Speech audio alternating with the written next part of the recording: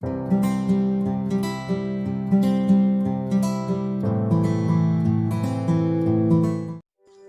dear students. It's nice to be back to school, but with a different setting. Yet, hoping to have the same, if not better, quality of learning as before.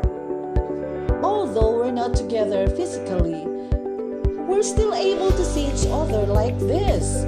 And what's more important is we pay attention and we practice our listening skill. Can you guess the topic I would like to share with you today?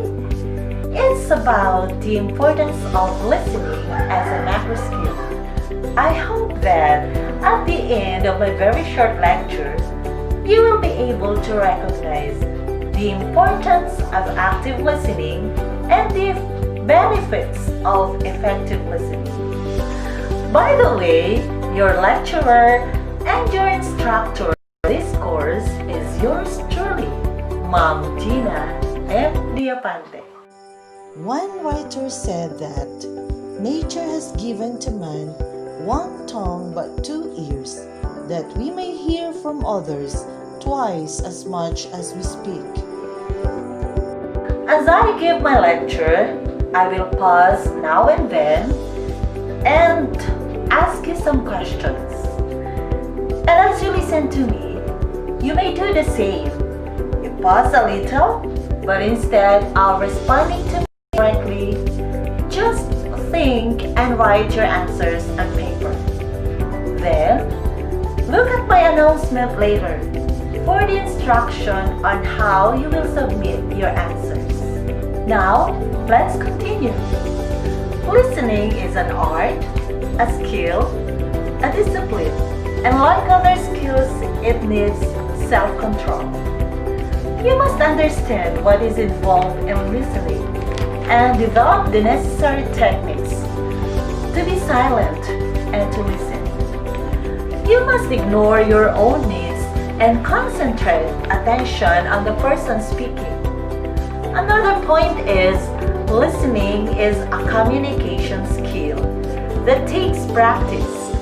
First question: how do you think you as a student can become a good listener? Again, how do you think you as a student can become a good listener? Listening is both active and passive acts. It means it is not just enough to listen. Second question: what do you think are the other parts of the body that work together to convey messages effectively? Again, what do you think are the other parts of the body that should work together to convey messages effectively? Good listening will bring out the best in your partner in conversation or in any speaking situation. Poor listening, in contrast, will lead to misunderstanding, boredom, and ill feeling. According to an anonymous author, every good conversation starts with good listening. Moreover, effective listening has more benefits. The opposite of this are the cost of ineffective listening. Here are the benefits of effective listening. Number 1, reduced meeting time.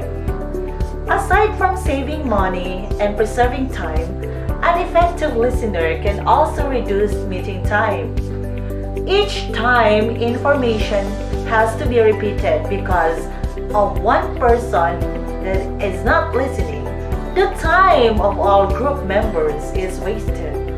Number 2, increased sales. In business, effective listeners are sales professionals who read between the lines and know when to act, clarify expectations, repeat what has been said, and observe what potential customers may be saying non-verbally. Number 3, reduced stress. When people are listened to and understood, their stress levels are lowered. And so, understanding the benefits you gain from listening should help provide an understanding to improve your listening skills. That's all for today.